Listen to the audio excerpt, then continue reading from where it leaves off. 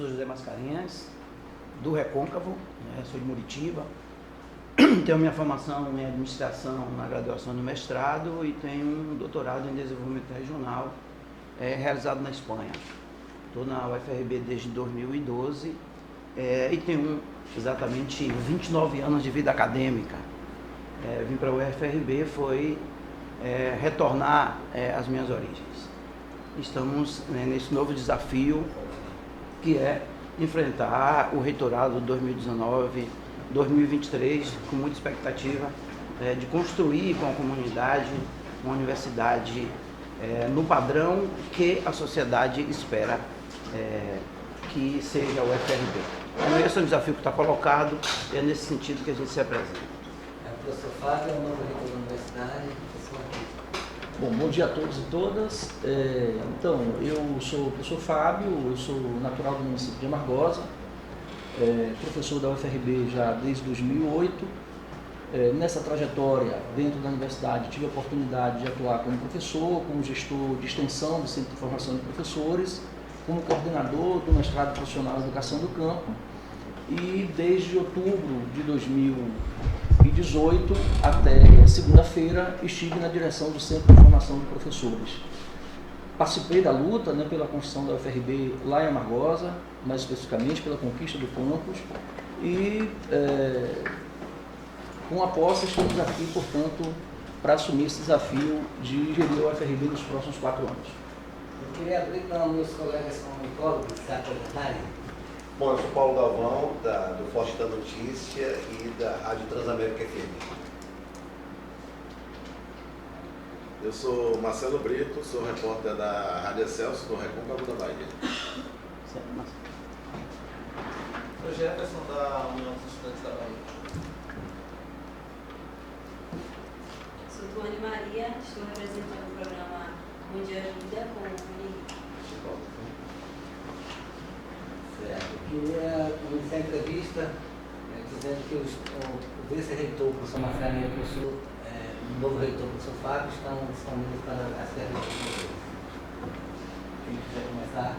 Eu prefiro fazer minha pergunta ao vivo pelo programa, que a gente está ao vivo durante o horário, é de 8 às 10, então os demais podem fazer as perguntas que daqui a pouco eu entro ao vivo com ele, né? Bom, então eu vou na minha pergunta, professor, satisfação, vice-reitor, satisfação também aos colegas da imprensa, às CON da UFRB, estudante de comunicação. O senhor narra aqui, inclusive, professor, que é situação difícil com relação ao orçamento da universidade e também à área fiscal. O senhor, por ter sido nomeado pelo presidente Jair Bolsonaro, você acredita que o senhor terá uma condição melhor do que os outros reitores em resolver questões como essa na universidade? Bom, a questão do orçamento é algo que não é específico da UFRB, ela faz parte de todo o quadro das universidades federais que tem presenciado os contingenciamentos, os cortes ao longo desse processo. E no caso específico da UFRB, em se tratando de universidade nova, portanto ainda em processo de consolidação, nós temos um desafio grande, de modo que na conjuntura que nós estamos, o desbloqueio dos recursos é fundamental para que a gente possa caminhar no sentido de dar conta dos desafios que temos colocados aí. No momento da posse, o ministro anunciou que estará fazendo o descontingenciamento de alguns recursos. Não temos ainda esse dado preciso, mas esse descontingenciamento será feito para todas as universidades, certamente. E nós esperamos que com esse descontingenciamento possamos ter uma melhoria do nosso orçamento para tocar as atividades que estão previstas aí, especificamente para esse ano de 2019. Próxima pergunta. Posso fazer então mais uma pergunta? Sim. A gente sabe que a cada 4 anos a universidade elege, faz uma eleição e promove 3 nomes, e ainda vem a eleição da lista tríplice, e a gente sabe qual foi o resultado dessa eleição, que foi favorável à professora Georgina. Eu pergunto ao senhor, o senhor na qualidade de novo reitor da UFRB, o senhor acredita que com essa decisão do presidente não foi ferida a autonomia da universidade? Bom, o desejo de toda a comunidade acadêmica da UFRB, como também de todas as universidades, era que o primeiro colocado da lista fosse nomeado. Inclusive, manifestei isso em várias ocasiões, né? Entretanto, é importante colocar que a composição, a indicação, o encaminhamento para o MEC não pode ser feito apenas com uma única pessoa, né? Pelo rito legal, a universidade tem que encaminhar 3 nomes. Então, naquela ocasião, me coloquei como candidato também à composição da lista do Consune e fui também votado e, portanto, meu nome constou na lista e o governo fez a opção por indicar o nosso nome. O nosso desejo, né, como eu tinha colocado, como é o desejo da comunidade acadêmica, era que nós tivéssemos a nomeação da primeira colocada, mas diante dessa circunstância, é importante colocar que todo esse processo, inclusive a composição da lista, ela teve a sua legalidade referendada em várias instâncias, inclusive na própria consultoria jurídica do MEC, e em virtude disso houve a nomeação. Nós estamos aqui, portanto, para assumir esse desafio, né, e gostaria inclusive de aproveitar para agradecer a manifestação de apoio que a gente tem recebido, né, de amplos setores da comunidade acadêmica da UFRB, internamente, como também manifestação de apoios externos, né, e inclusive da professora Gina. Eu queria destacar aqui o apoio que ela manifestou publicamente, né, ao desafio de nós assumirmos a gestão da UFRB no próximo quadriênio.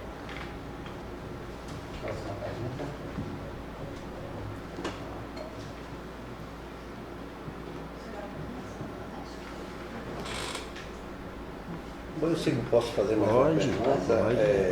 A minha preocupação é justamente se dá porque todo mundo sabe que o senhor é membro do filiado do Partido dos Trabalhadores. Pelo menos é isso que foi divulgado e que se confirma, inclusive. O senhor acredita ter criado, com essa decisão, com essa situação, ter criado digamos assim, algum tipo de fissura ou descontentamento dentro da legenda com a sua nomeação? Eu acho que não, de forma nenhuma.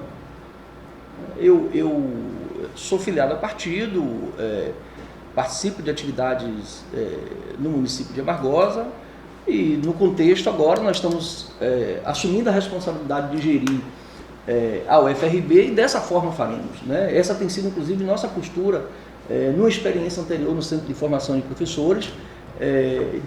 Não se trata aqui de explicitar posicionamentos políticos. Nós estamos assumindo agora uma responsabilidade institucional de gerir uma universidade que é diversa, que é plural, e assim faremos dessa forma, né? Respeitando, dialogando. Entendo que a universidade é o espaço do debate, do diálogo, da diversidade de saberes, e quanto mais nós promovermos, né, esse diálogo de saberes, de culturas, de posicionamentos políticos diferentes, mais digna do nome de universidade ela se faz. Então é nesse sentido que a gente compreende e estamos aqui para tocar a gestão da UFRB.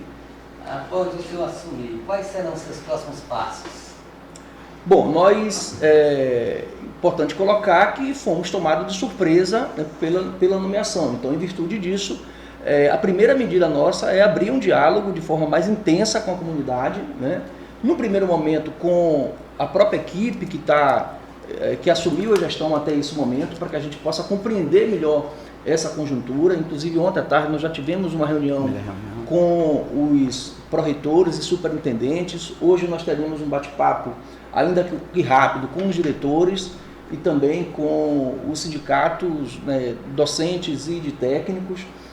Ainda nessa sexta-feira deveremos ter uma conversa com os estudantes. É importante dizer que nós vivemos uma conjuntura, nesse momento, de recesso. Portanto, a universidade ela está com muitos docentes, servidores técnicos e estudantes fora dos espaços. Portanto, nós temos uma dificuldade de diálogo nesse momento pela ausência, né, justificada desses setores na universidade, mas nós já estamos abrindo esse diálogo, e assim que iniciarmos o semestre letivo, a partir do dia 19, nós vamos intensificar. Inclusive, queremos construir com os diretores de centro uma agenda para, na primeira semana, passar em todos os centros da UFRB, né, fazendo um diálogo com a comunidade de forma mais ampla e com as gestões dos centros mais especificamente. Então, estamos nos apropriando, né, da situação para que a gente possa dar a condução devida aí à gestão da universidade. E se você me permite, efetivar, inclusive, essas ações de gestão, né? A universidade aprovou, no final do ano passado, um plano de desenvolvimento institucional para 12 anos. Esse plano de desenvolvimento institucional vai nortear toda a metodologia de construção das etapas seguintes do planejamento da universidade. Um plano de gestão do reitorado, o professor Fábio falou, não se trabalhou sobre isso ainda porque estávamos nesse interstício aí, isso gerou uma certa insegurança, mas se definiu um plano de gestão para os próximos 4 anos, então esse PDI ele abarcará 4 planos de gestão do reitorado, e isso depois feito se desdobra para os planos de gestão de centros, os planos de gestão das unidades da administração central, das pró-reitorias e das superintendências. A gente tem uma polêmica, professor, com relação às famílias que residem em áreas que pertencem à universidade. É sempre a preocupação dessas famílias, inclusive polêmica nas emissoras de rádio. Como é que o senhor pretende tratar esse assunto? Bom, primeiro eu vou dizer novamente, preciso me apropriar da situação. Essa é uma realidade que está posta, sobretudo aqui no campus de Cruz das Almas. Eu venho de uma experiência em um outro campus, onde a gente não tinha essa questão. Então, o primeiro movimento é a gente se apropriar da realidade. Eu sei que já existem movimentos sendo feitos. O professor Mascarenhas talvez pode até responder melhor essa questão por estar acompanhando isso ao longo desse período. A condição dele como pró-reitor de planejamento, né, o colocou diretamente no diálogo sobre essa questão, mas o primeiro movimento nosso vai ser se apropriar desse problema específico que você aponta, como também de tantos outros, para que a partir disso a gente possa dar os encaminhamentos. Especificamente, em relação à Cruz das Almas, a gente tem 2 processos bastante adiantados, né? Baixo da Linha e Vila Guaxinim. Então, esses espaços já estão mapeados, diálogos extremamente avançados com o INCRA, em termos de certificação e ações de desmembramento para reconhecimento daquelas famílias identificadas como quilombolas ou descendentes de quilombolas nesses 2 espaços. Então, essa frente ela já está bastante avançada e a gente tem todo um mapeamento dos outros espaços do campus Cruz das Almas que demandará ações nesse sentido, de diálogos constantes com essas pessoas que aqui estão, com o Ministério Público, com a Secretaria de Patrimônio da União, no sentido de regularizarmos essa situação em termos de situação fundiária do Campo Cruz das Almas. Eu queria fazer uma pergunta. Nesse horizonte de incertezas, qual é o desafio principal a qual o seu reitorado vai se ater? O orçamento, a questão de infraestrutura, assistência estudantil, nessa perspectiva? Qual é o principal desafio a ser trilhado nesse momento? Bom, eu diria que o principal desafio que nós temos é a questão orçamentária, né? Essa é uma realidade objetiva posta no contexto das universidades brasileiras e que já tem, inclusive, se colocado no contexto da UFRB, né? Portanto, compreender melhor isso, definir prioridades, né? Buscar alternativas de superação dessa dificuldade orçamentária, né? E aí a nossa perspectiva, inclusive, é de dialogar com a sociedade, dialogar com um conjunto, por exemplo, de prefeitos dos territórios do Recôncavo, do Portal do Sertão e do Vale do Jequitinhonha, dialogarmos com deputados das mais diferentes correntes políticas que tenham votos e, portanto, base eleitoral dentro desses territórios, para que nos ajude, inclusive, na captação de recursos para amenizar a situação da universidade. Então, essa é um desafio grande, maior que está posto, né? E que afeta, eu estou colocando o orçamento, que é uma grande questão, porque ela afeta todas as outras políticas. Quando a gente fala de política de assistência estudantil, de pós-graduação, de construção de equipamentos, de manutenção, né? A política de graduação, tudo isso, de capacitação de nossos servidores, tudo isso implica na questão orçamentária. Então, esse realmente é o grande desafio que nós temos nessa conjuntura. Se me permite complementar, a gente tem aí elementos colocados das mais diversas ordens. Falar de orçamento é um negócio meio complicado, né? A gente tem espaços do orçamento que nós não temos gerência sobre esse espaço, que é a questão de folha de pagamento. Então isso é gerido, apenas informamos, é processado pelo governo federal. E nós temos o espaço que nós chamamos de espaço discricionário do orçamento, que é orçamento de investimento e orçamento para custeio, né? A situação que se coloca hoje é o seguinte: nós temos 30% do orçamento bloqueado, tá? 70% se apresenta no sistema, disso algo em torno de 55%, 56% foi liberado. O resto está no sistema, mas nós não temos autorização para gasto.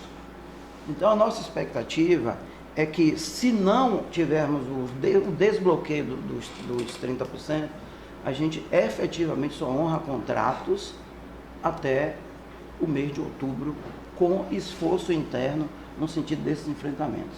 Então, esse diálogo é fundamental. A Andifes, que é a associação que congrega todas as universidades, tem feito um diálogo intensivo, inclusive com o Congresso, no sentido de uma ação para o desbloqueio. Agora, relativamente ao penais, é uma preocupação para a gente, né?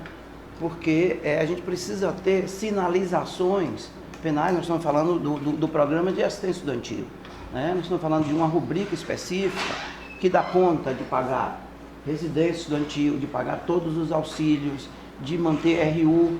Então, é uma preocupação nossa que essa política ela se consolide. Então, é uma preocupação principalmente para o UFRB, que tem um perfil de estudante como nós temos. Então, a assistência estudantil para a gente é fundamental para a permanência dos nossos alunos. Então, a gente tem feito esforço nesse sentido, porque é uma política fundamental, repetindo, para a universidade. No caso como esse, então, onde cortar para manter, então, a universidade funcionando? Me permita, Fábio? Sim. Porque eu estou à frente da Pró-Reitoria desde 2015. Planejamento. Da Pró-Reitoria de Então, Planejamento. é conhecedor Sim, né? Então, quando nós assumimos a Pró-Reitoria, no reitorado do Sr. Silvio Regina, nós enfrentamos os reflexos do primeiro contingenciamento que foi 2014. Então a universidade já tinha compromissos assumidos e naquele momento, em função do cenário econômico, enfrentamos o primeiro contingenciamento.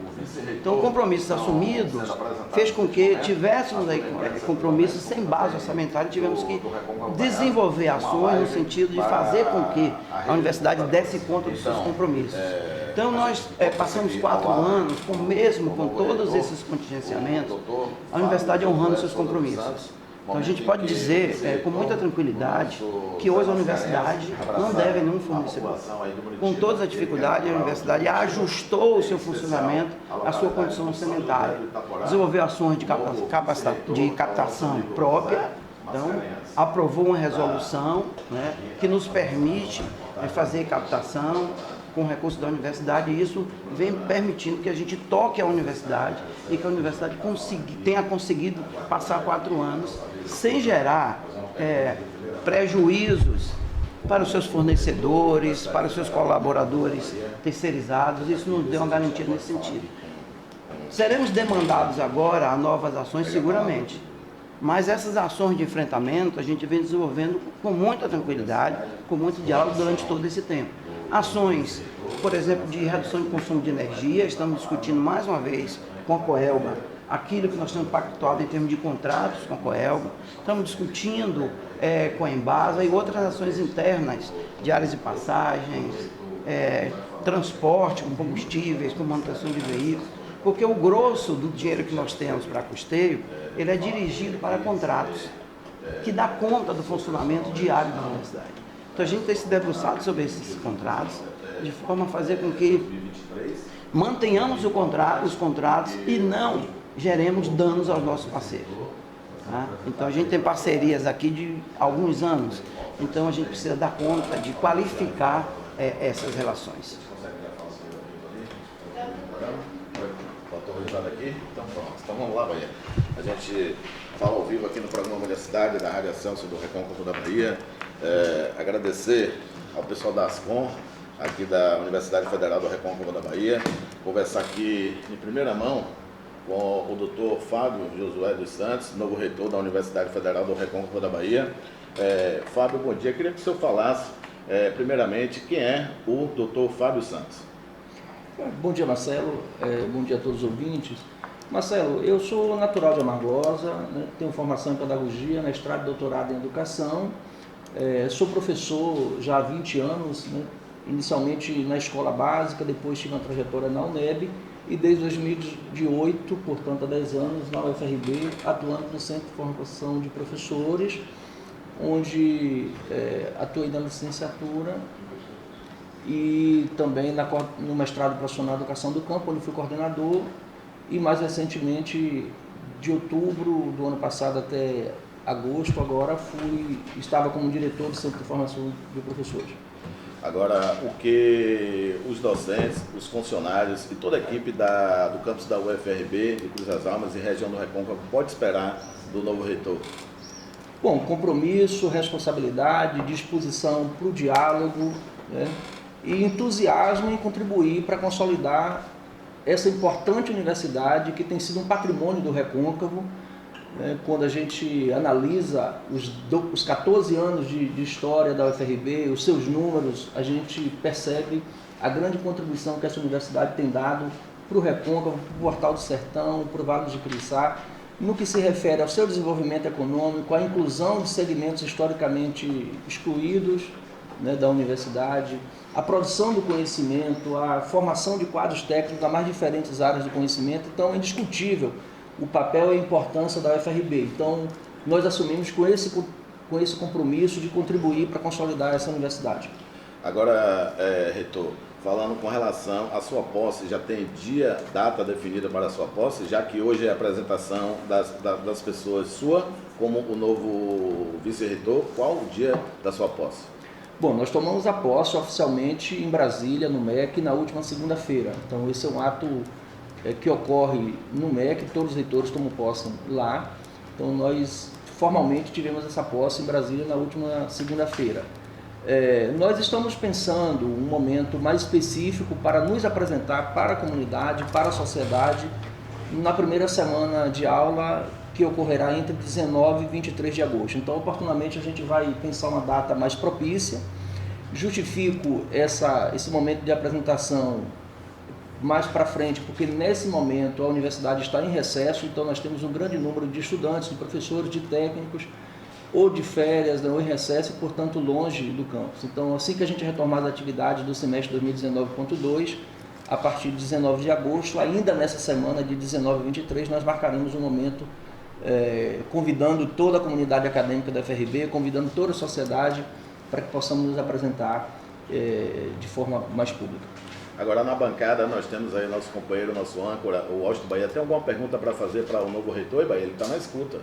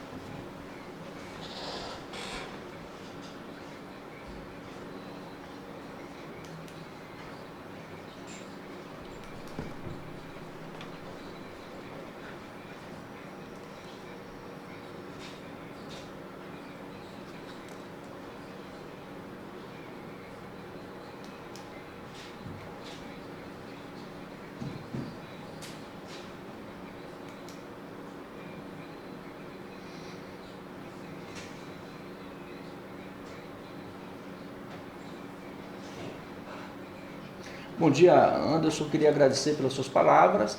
Bom, Anderson, eu tinha colocado aqui inicialmente, a nossa prioridade nesse momento é dialogar com a comunidade, né, com a sociedade, com os dirigentes do centro, com os servidores técnicos, com os professores, com os estudantes, para que a gente possa, a partir daí, definir de forma mais alinhada o nosso projeto de gestão para os próximos 4 anos.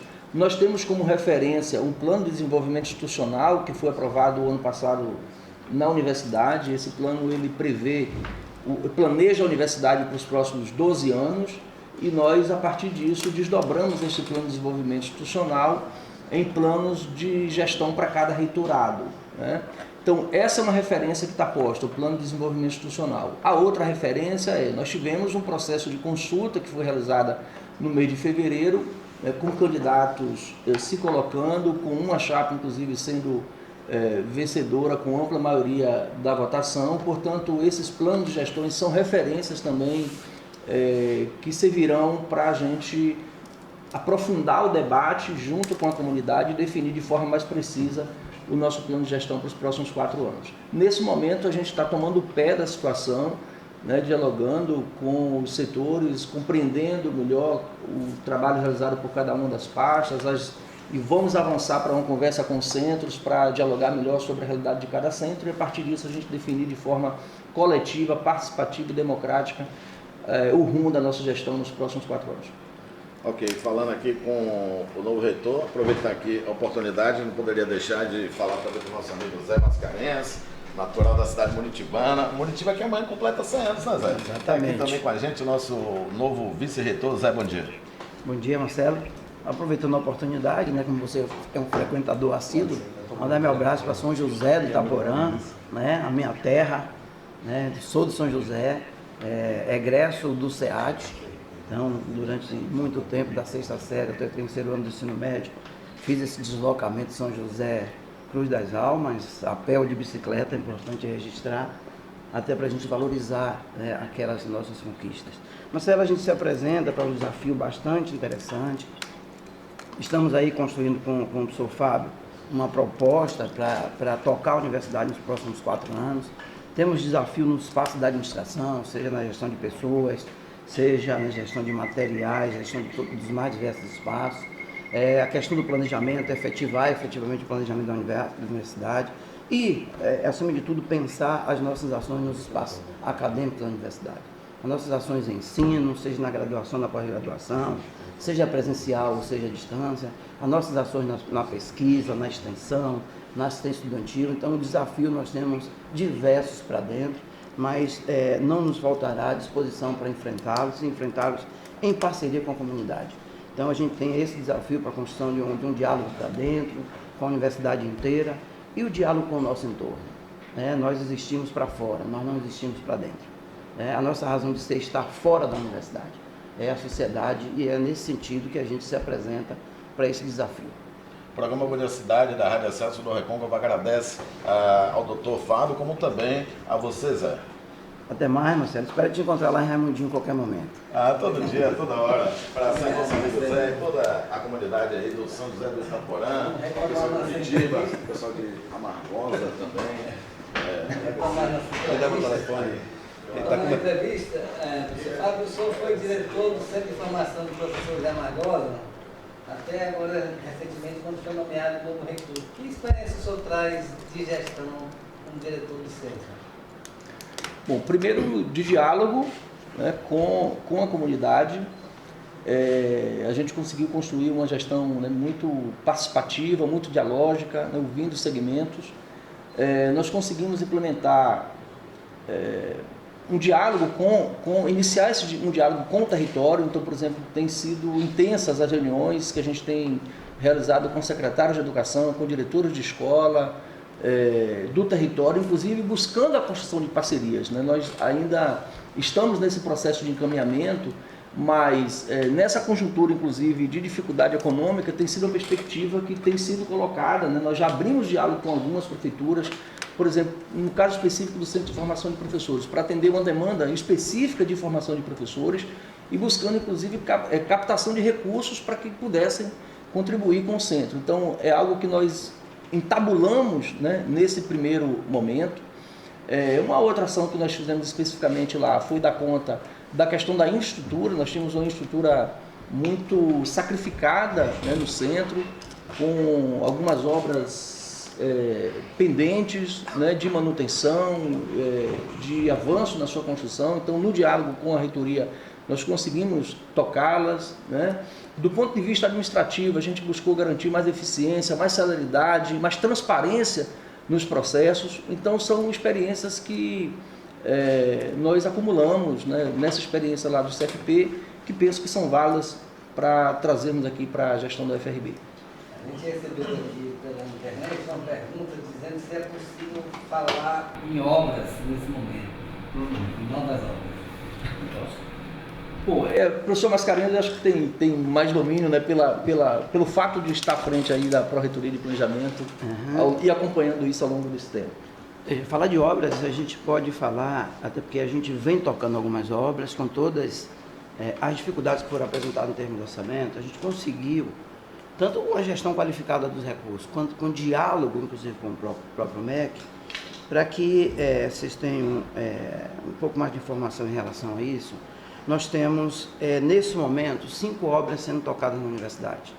Então, a gente tem o complexo esportivo, como o professor Fábio falou, em Amargosa. Então, a gente tem uma primeira etapa desse complexo entregue já ao centro e tocando a segunda parte desse complexo esportivo. Muita dificuldade temos nesse sentido, estamos dialogando com o MEC para continuar e concluirmos essa obra.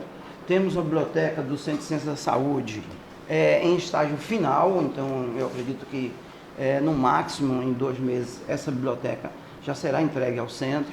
E em Cruz das Almas estamos tocando 3 projetos. Um projeto das unidades zootécnicas, que atende ao Centro de Ciências Agrárias, Ambientais e Biológicas, e isso vem através de um diálogo direto com o MEC e um termo de execução descentralizado.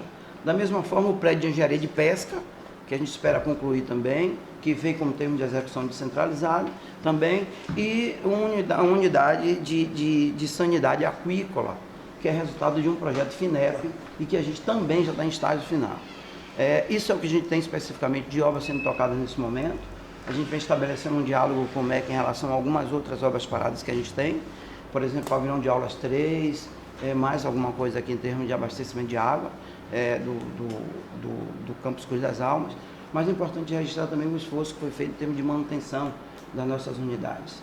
Então a gente passa por uma reforma, todas as unidades administrativas daqui, SURRAC, PROPAI, PROESTE, PROGEP, tivemos uma reforma interessante no telhado da unidade de Santa Amaro, algumas ações em Santo Antônio de Jesus e também em Amargosa, em termos de recuperação de alguns galpões que nós temos lá e algumas coisas em termos de telhados, que é hoje o nosso grande desafio em termos de manutenção. Bom, eu queria fazer uma pergunta, e essa pergunta é direcionada agora a unicamente o campus de Cruz das Almas, com relação à segurança dentro do campus, né? A gente já nós noticiamos ao longo desde a sua criação e até antes disso, alguns casos ligados à violência aqui no campus de Cruz das Almas. Como é que a universidade pretende lidar com essa questão do convênio com a Polícia Militar, que diz que a PM reclama que é uma área federal e de fato a gente sabe que para justamente atuar a fim de coibir esse tipo de casos, esse problema?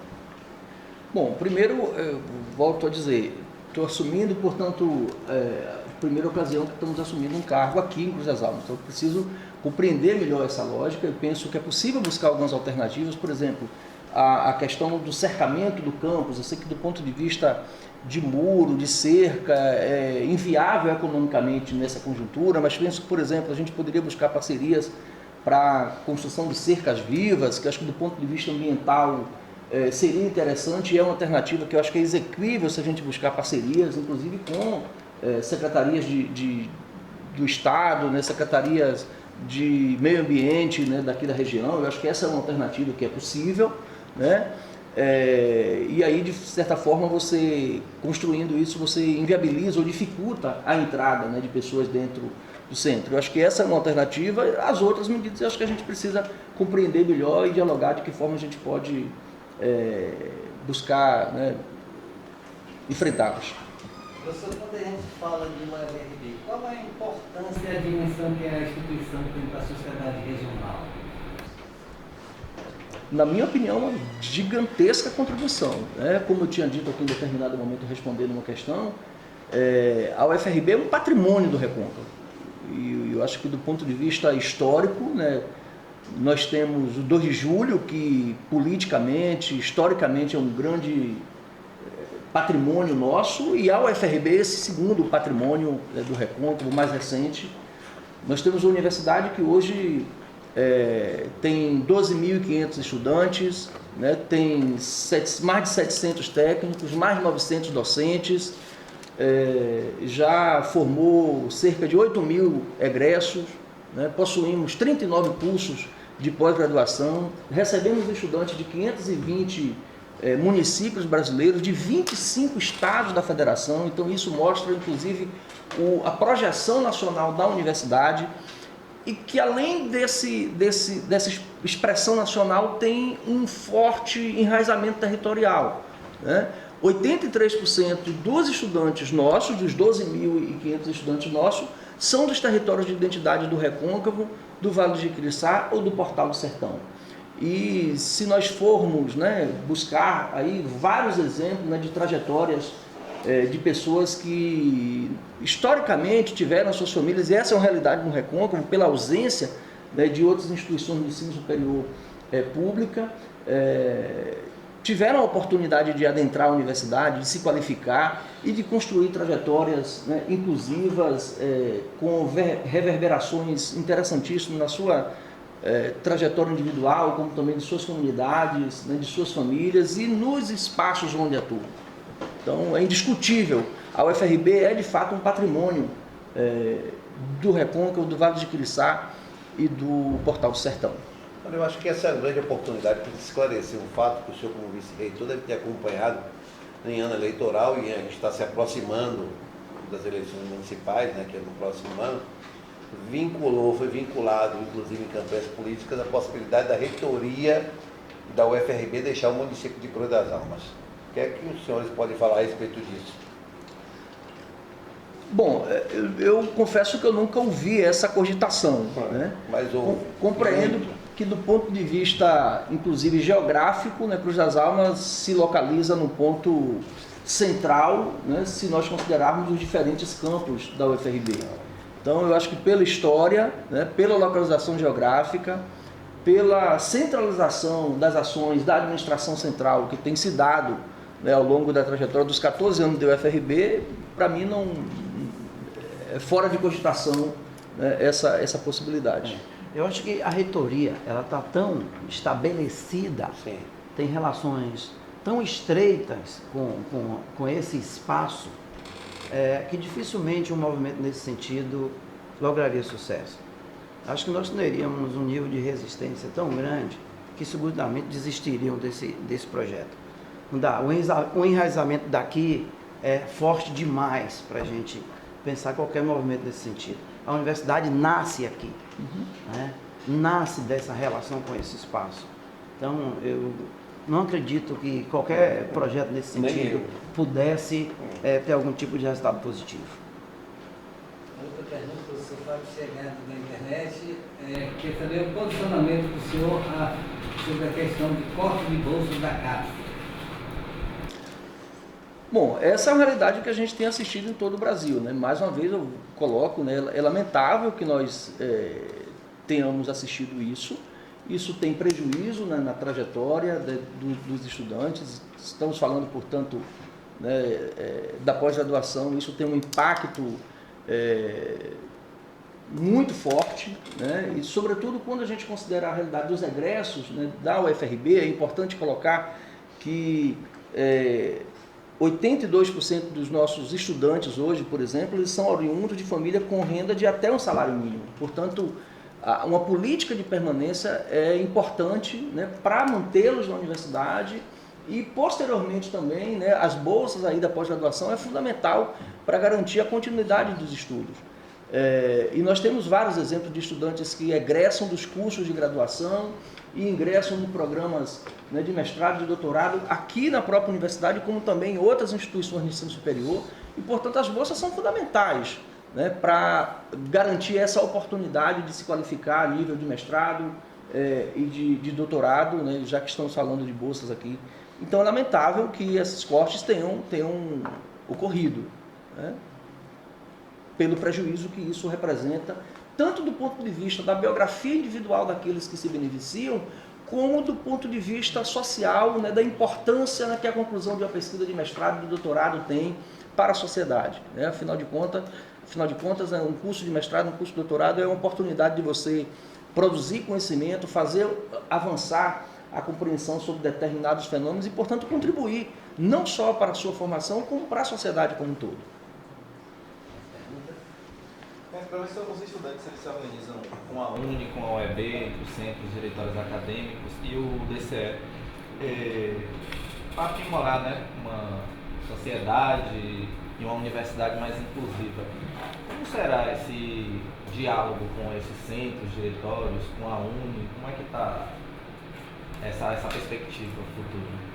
Bom, quem conhece minha trajetória sabe, né, da minha disposição para o diálogo, para a conversa, né, com todos os segmentos. E penso que os coletivos organizados, eles são instituições importantes dentro, né, dessa conjuntura e dentro da conjuntura universitária também. Então, nós estamos dispostos aqui, abertos a esse diálogo, né, a essa conversa, né, especificamente com os estudantes. Entendemos que os estudantes têm um papel fundamental na construção da universidade, como também com os outros segmentos. Então, a nossa disposição aqui é para o diálogo, né, porque penso que, através do diálogo, a gente pode aperfeiçoar ideias e se fortalecer, portanto, enquanto instituição.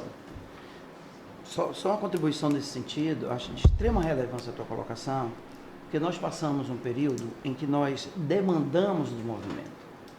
Então, nós tivemos alguns espaços onde, infelizmente, no Consune, nós estamos falando do maior conselho da universidade, no CONAC, em conselho de diretores de centros, em colegiados de curso, em que nesses momentos nós não tínhamos representação estudantil. E a representação estudantil é fundamental para a vida da universidade.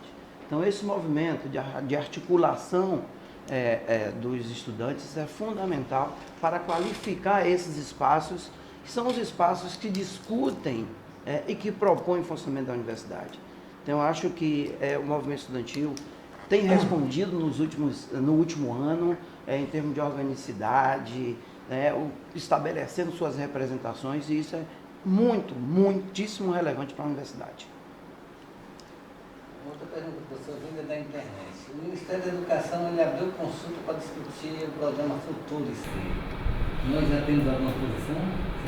Bom, ainda não, e aí é importante dizer que a universidade não fez essa discussão ainda, sobretudo em virtude do momento que nós vivemos nas últimas 2 semanas. É importante dizer que o Futuris foi lançado recentemente, e, coincidentemente, nesse período a universidade vivia uma expectativa de nomeação da reitoria, portanto, de definição do processo sucessório, e diante dessa conjuntura, diante da conjuntura de recesso, volto a dizer novamente, estamos iniciando um momento de recesso, não foi possível a universidade fazer esse debate, mas penso que ele é extremamente urgente, né, a gente fazer essa discussão, e tão logo retomemos as atividades e possamos contar com um conjunto maior de servidores, de estudantes e de professores da universidade, nós faremos esse debate. Eu só queria também fazer um acréscimo nesse sentido, dizer que essa não é uma discussão fechada nas universidades. Então, a própria Andifes tem provocado essa discussão, não existe uma definição estabelecida hoje pela Andifes. Como o professor Fábio falou, nós tivemos em Brasília um lançamento, eu e a professora Gina, dias 17 e 18, e as universidades levaram para os seus espaços as discussões.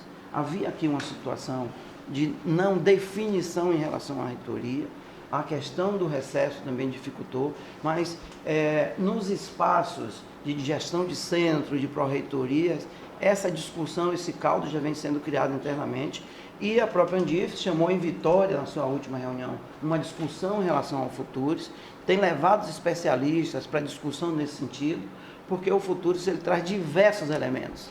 Como eu tenho dito, elementos que estão colocados ali naquele papel e elementos que não estão no papel, e que a gente precisa dar conta dessa discussão de uma forma mais ampla, mais qualificada, para um posicionamento da universidade em relação a esse programa.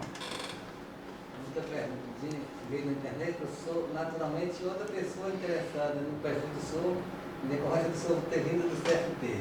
Pergunta assim, como será a relação do senhor com os campos fora de sede, os multicampias, os centros fora? Bom, entendo que todos os campos da UFRB, né, os daqui de Cruz das Almas, como também os outros, têm um papel fundamental na construção dessa universidade, e nós buscaremos tratá-los, né, de forma isonômica, né, considerando as especificidades e a realidade de cada centro. Acho que é importante colocar isso. Nós temos centro com especificidades, né, definidas aí no próprio processo de construção da universidade, mas o nosso tratamento será um tratamento, né, isonômico desses centros, compreendendo a importância que eles têm aí para a consolidação da UFRB.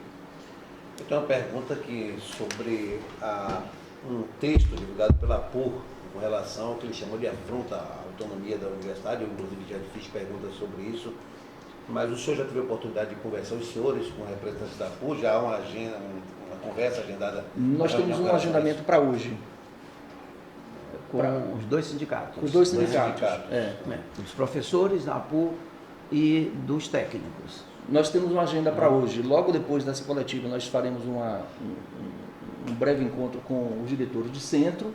Em seguida, ainda pela manhã, nós temos uma conversa agendada com a PUR e com a FASUBA, os dois sindicatos de servidores técnicos e de docentes.